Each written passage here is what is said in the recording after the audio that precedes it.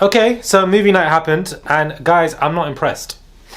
Hey guys, it's Morali. Hope you guys are all doing well today. Back again with another video. If you have not subscribed, guys, click that button. It is daily and consistent content. Comment down below and please give this video a thumbs up. I would appreciate it. And let's get straight into this, video.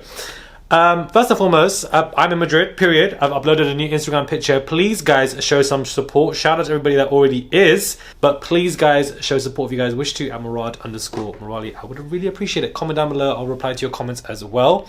Yeah, I'm not impressed with this movie night. I'm sorry. It was underwhelming to me. I just feel like there was not enough material for them to play with. And that's on them because two of their precious gems that they could have used perfectly for movie night were Harriet and Ronnie.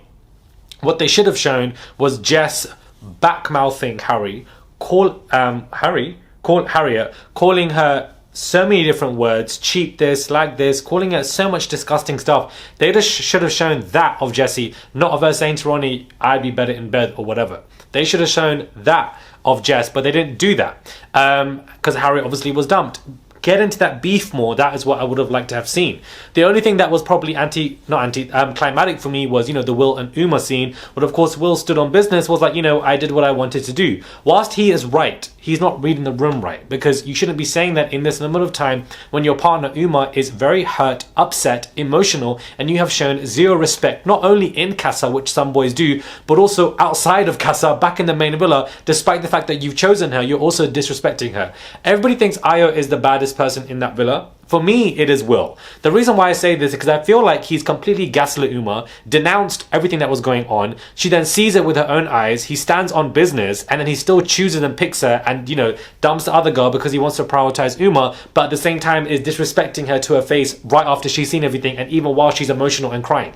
Red flags all over the damn house and it is dangerous for her and he needs to remove himself from that scenario, and so does she. I don't see any of these couples working on the outside. I genuinely don't.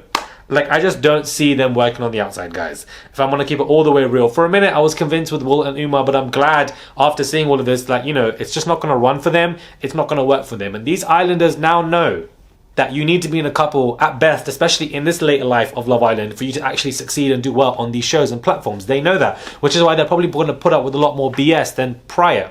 Now, I'm glad that Mimi saw what she needed to see. This movie night was actually good for her because it solidified everything. She was very cordial with Ayo afterwards. And cool, that's her nature. But her seeing all of this with her own eyes, what this man is, has made her realize completely 110% that I don't want to go back there. I don't want to see Mimi go back there. As much as I hate to see it, a white man needs to come in to be coupled up with Mimi for her to win this show. Because she's not going to win with the black guy. She's not going to win with the brown guy. Because why? Brexit will Brexit. We know how this game works, unfortunately. We know how the UK is, guys. It's not all roses in London. Outside, it's a very different story. So I do feel like that is the only way for Mimi to win. And she has that formula. Because after the way Kieran and Nicole bicker, I'm not going to get into that, Mimi can quietly sweep this. She's in a good position where she can sweep this, and this is what I need her to do.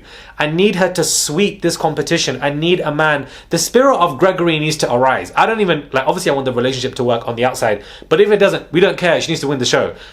The spirit of Gregory, wherever you are, the spirit of Gregory, return and arise and come through and get her to win that show, because she needs to win that show. And don't ever go back to Ayo, please. I don't want to see her doing that in the next couple of weeks. Nicole is batshit crazy. I'm so sorry. Absolutely, I would walk on eggshells. The fact that she's more upset of Kieran stating that he would walk on eggshells, but not actually looking at her own behavior and questioning, why does this man think that he's walking on eggshells around me, is every reason for why this relationship is never going to work, and for the fact that she can't look at her own behavior and think of why and what is wrong. It's very scary. I don't understand. It was a game, and you're angry that he kissed a girl in a game, and you already know that, but you're using it against him. Kieran needs to run for the hills. But at this moment of time, it's too late for him to be with anybody, in my opinion, while she's still there, because they're both OGs in the show. And I think that this relationship is not going to work. I do not want them to win, and it's not going to work on the outside as well. Nicole cannot communicate effectively. She gets over-emotional very quickly and tries to use that as a barrier to deflect and shut down from situations, as opposed to looking at her behavior and having constructive conversations.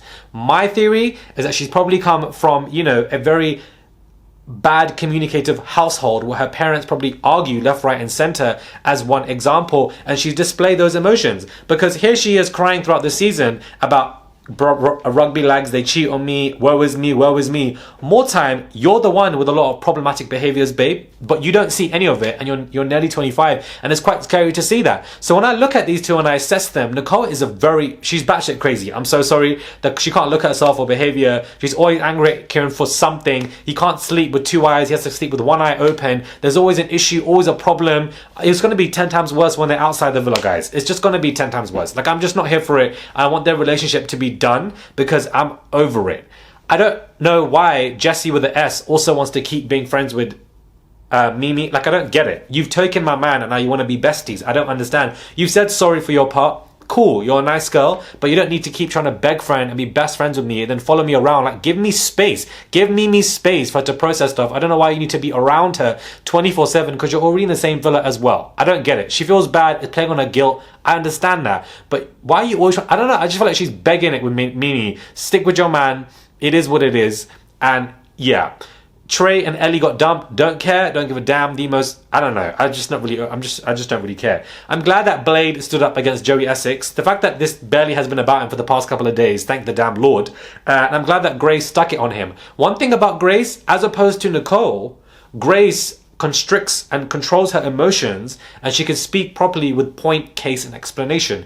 Grace does very well in arguments. That's one thing I've seen. She does very well in arguments where she will lay it out to you thick but won't drag you and, you know, take you to and cut you to the white meat. She won't do that. She won't drag you through the mud, but she'll let you know that it's raining and wrap it up with an umbrella, if that makes any sense. But, you know, I just think that overall this movie night was anticlimactic for me. I'm honestly not gonna it was underwhelming.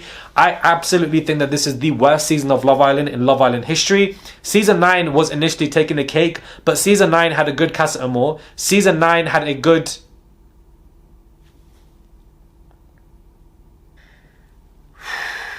Because I don't even remember season 9 Casa Amor, child. Hold on. What happened season 9?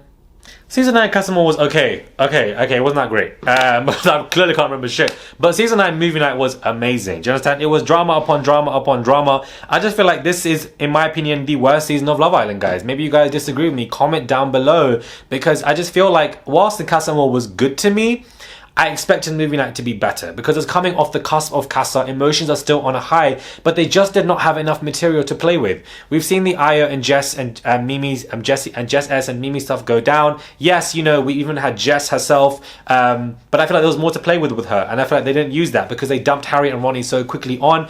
I'm not invested in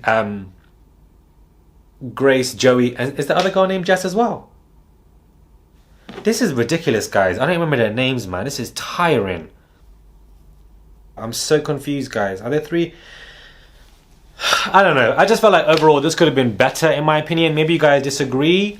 I feel like the only situation that I think that was somewhat entertaining and also sad to see was Uma and Will. I feel like the Io and Mimi stuff has been played out. We already know what happened with Casa. And I just feel like, you know, seeing the other Jess, the brunette girl, be exposed, I just feel like it wasn't life-changing to me. We've already seen her antics.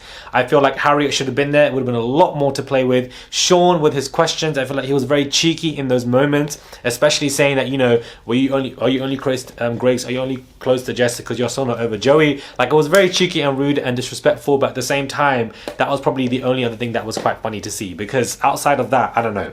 Subscribe or comment down below, give this video a thumbs up. I would appreciate it. It's just one click to subscribe. Thank you. I was going to react to some clips for you guys as well, but I just didn't end up doing it. Like, I just didn't. Yeah, I'm not impressed, guys. I don't know. Maybe you guys disagree. Maybe you guys think even my review is underwhelming. And for that, I do apologize. Because I was giving you all kind of energy for that Casa Amor review episode. We were all lit. Because Diamante, who I was actually speaking to today, we were talking. And I was just like, babes, you whacked them all. You did what you need to do for me as a personal audience viewer to be entertained by an episode. You were carrying it. And only it would have been great to have seen her in full capacity as an OG, as an early bombshell. There would have just been a lot more entertainment and tea to watch. I don't know. Like, maybe you guys completely disagree with my takes today. Maybe you guys, and if you guys do, absolutely fine. You know, I don't mind if you guys disagree. It's a conversation here. Subscribe and I'll catch you guys soon for another video.